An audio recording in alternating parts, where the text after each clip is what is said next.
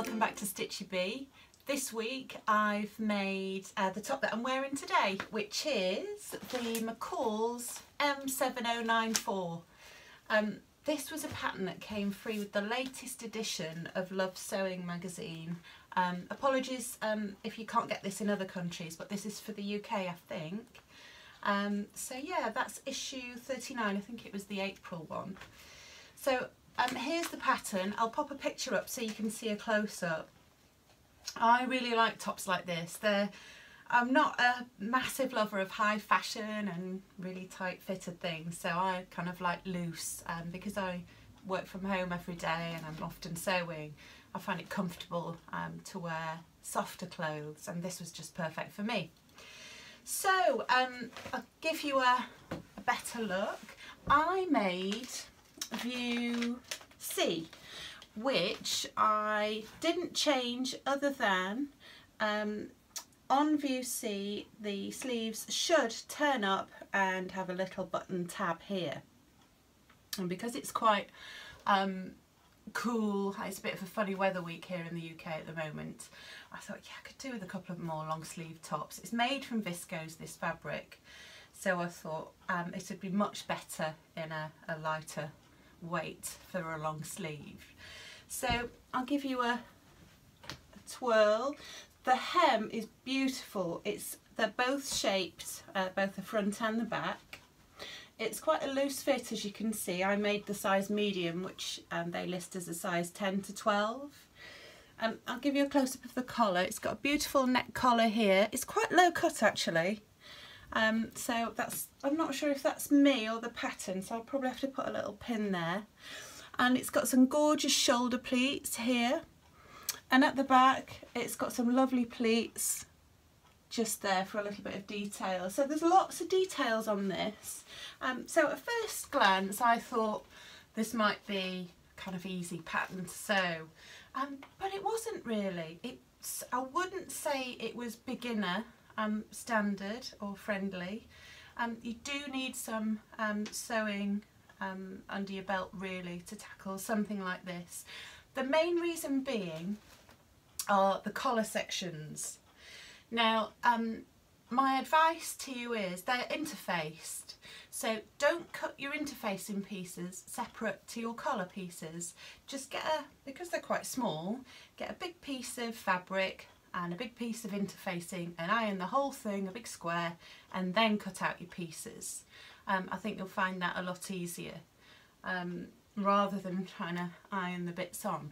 And the reason I say that is the sewing for this top needs to be really, really on point. If you're out by a few millimetres for any of this part, it will show. Now, luckily I've chosen a really busy floral fabric so that you've got room to hide a little. I didn't make too many mistakes, it's all reasonably okay, but you do have to be careful.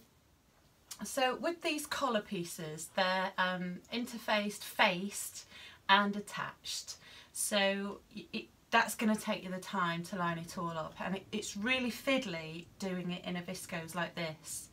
I think maybe something slightly thicker might be better if you're not too good with slippy fabrics under your sewing machine, so maybe have a look at that.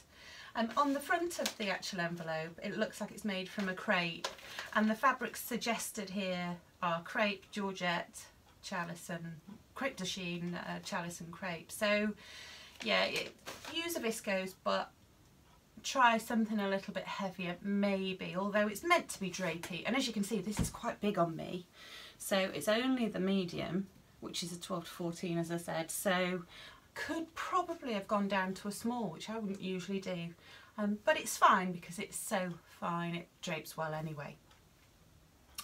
Now there's a couple of things I noticed on this. So firstly, the instructions aren't brilliant, and I'll show you what I mean. I'll put a close-up of these on the screen so that you can see. So the first tricky part that I got to was stage 29, where there are a couple of bits to the actual back yoke, which I'll show you a photograph here, and you kind of need to attach those and sew them together so that they sit seamlessly. Now if you can see on the screen, the photo is quite awkward and the instructions don't really explain it that well. So what I did was I just had to kind of take myself away and work it out. Once I'd worked it out, there's part of that process where you have to slip stitch the facing to the actual back of the top. I hate doing hand sewing on a garment like this. If I'm doing a couture jacket or finishing a hem on a coat or something, it's fine. You kind of expect to finish it in that way, but for a top like this, and it's so fiddly, I just didn't fancy hand stitching that. So there is a way of actually machine stitching that back yoke part, because there's no sleeves on at that point. So if you actually pull it through the tube that it creates, you can just about get it under your machine, stitch it and then pop it back into the tube. I'll try and explain that with some pictures for you so you can see what I mean. So here's a mini explanation of what I mean by the facing piece attaching to the yoke. So imagine this is the back of the top where you can see those gathers on the back of mine. So the yoke is attached at the top and then it's folded over, and you're supposed to slip stitch across here. Now you could do that and it's fine, but I found an easier way. So because it's a tube, you can actually reach inside and pull out the seams to be stitched, and you can actually pull it all the way through because it's only a regular sized bodice, and you can stitch that. So if you pin it first, you can stitch it on your machine that way and then just pop it back through, and you will find that it's all stitched neatly with no visible seams and everything's neater. But yeah, just give that a go if you do tackle this top. It'll save you hand stitching unless you enjoy it. If you're sat in front of the TV with a glass of wine, then it's fine. But I wanted a more professional finish. Now the actual inside of the back collar and the sides has to be hand sewn. I tried stitching in the ditch here, but it really showed up. So unless you're going to match your thread really well, it's quite visible. So I scrapped that idea and I ended up hand stitching the inside just to attach the collar facing to the actual shirts. But again, because it's a fine fabric, you've got to be careful not to go through to the other side. So just double check that your stitches don't show. So yeah, the other thing I did was, so instead of rolling up the sleeves and attaching a tab and a button here, because I've got quite a few tops like that, I thought I'll just make the long sleeve. And I'd already cut out the tabs because I thought I'd decide on that later. And I thought, I wonder if they would make cuff pieces. And do you know what they did? I love this, when you find a piece that you're not going to use and it just happens to be the same size as the thing you want to create.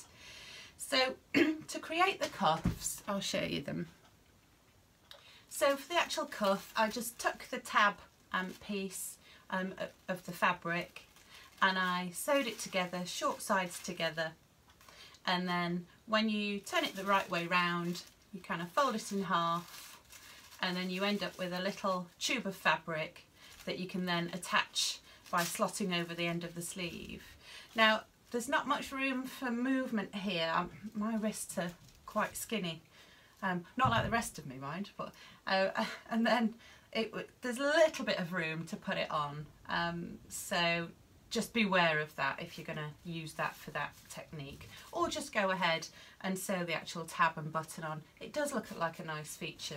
I didn't think I needed it with this because it's quite a busy pattern, so I left it at that. So it's quite chilly here in the UK at the moment, so I'm all set with a nice long sleeve top for the cold mornings. So there you go, great pattern. It did take me a while, but I know it's one of those tops that I'll just wear and wear. So I'm trying at the moment to sew more casual items rather than things that I actually want to sew. I'm trying to sew what I actually want to wear.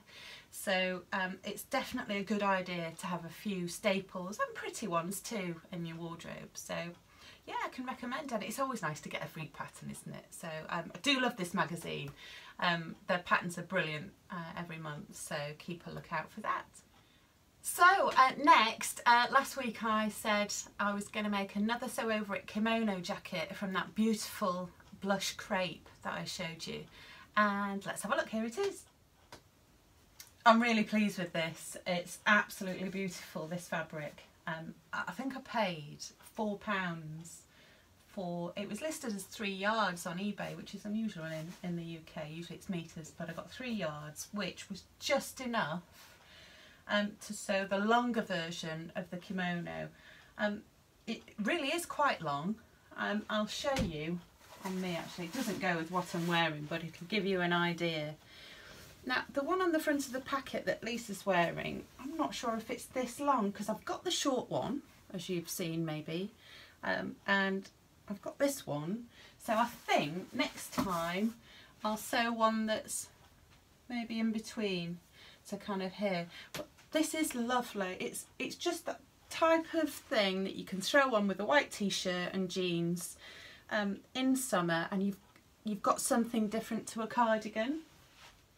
So yeah, I really love this pattern. It's so easy to sew, really. If you've never sewn crepe or anything drapey before, this is probably a good one to begin with.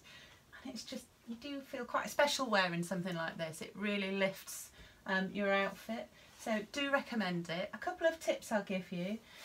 With the actual band that goes all the way around, there's a seam at the back. So that's a lot of sewing to keep in a straight line and to keep it neat. So part of the instructions tells you to press this in half before you press up the seam allowance to attach it. Definitely do that because it's really easy to go out. So also as well, it needs attaching and top stitching. So you need to make sure that you're catching the back of it as well. So you've got to be quite accurate in your sewing for that. So yeah, do press it in half exactly, don't guess, and that will help keep it nice and neat, which it looks here. The sleeve's gorgeous, so it's kind of a little bit grown on here, and then you've got a really straight piece to attach, so no sleeve easing in or anything like that. And the hems are beautiful and they all kind of match. They're all kind of the same width as well, so yeah. Really happy with that. I'm going to make some more. It'd be lovely to make for gifts as well, if you've got any girly friends who you like to sew for and you want something reasonably quick and easy. So yeah, recommend that again. So that's it from me for this week. Next week I've got a few fabrics I've bought, so I'm going to do a fabric haul video because I've done quite a lot of sewing lately, and I don't want to sew every week because I don't need tons and tons of stuff in my wardrobe. So let's talk about fabric next week. And also, having said that about sewing, I've just downloaded the Sew Over It Eve dress, and I've got the most amazing fabric to make that in, so I'm really excited about that because I really wanted a nice evening summer dress for my holiday, and that fits all the bills. So yeah, have a peep if you've not seen it. It's beautiful. It's very floaty, very girly, very 70s, but it's just nice to have something special like that in your wardrobe, so I'm going to have a go at that.